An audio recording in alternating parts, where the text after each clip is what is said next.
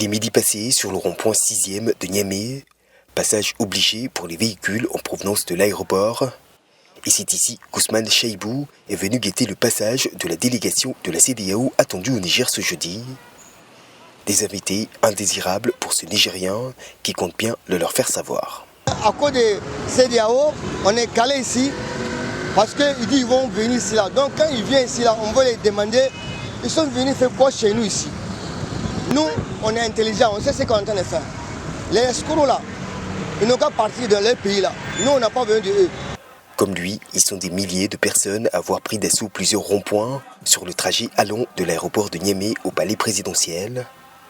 Certains ayant d'ailleurs passé la nuit, à l'instar de Mariantou Abdou, un sacrifice nécessaire qui, pour cette mère de famille, traduit la volonté d'émancipation des populations locales. Nous voulons que aussi bien la CEDEAO que nos dirigeants actuels sachent que c'est au peuple de décider. Ce n'est pas à quelqu'un de décider. Nous savons ce que nous avons vécu pendant les 12 dernières années. Nous ne voulons pas retourner en arrière. Sur le rond-point Escadrille où s'est mobilisé le gros des manifestants, c'est aux environs de 15 h que la nouvelle tombe enfin. La délégation, arrivée quelques heures plus tôt, aurait finalement évité le bain de foule par un itinéraire différent. Un scénario loin de décevoir les acteurs de la société civile pour qui le message serait bien passé.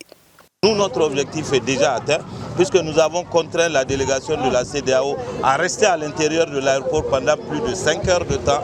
Nous sommes restés debout pour porter le message du Niger, celui de dire clairement à la CEDEAO que le Niger appartient aux Nigériens. Ce sera à nous de décider de la durée de notre transition et c'est nous qui déciderons du jour où, après qu'il est passé devant les tribunaux nigériens, l'ancien président Bazoum sera libéré.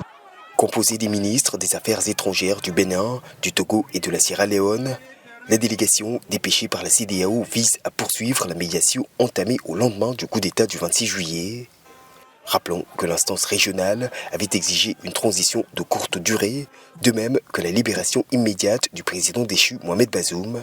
Seule condition pour un allègement des sanctions régionales prononcées depuis le mois d'août à l'encontre du Niger.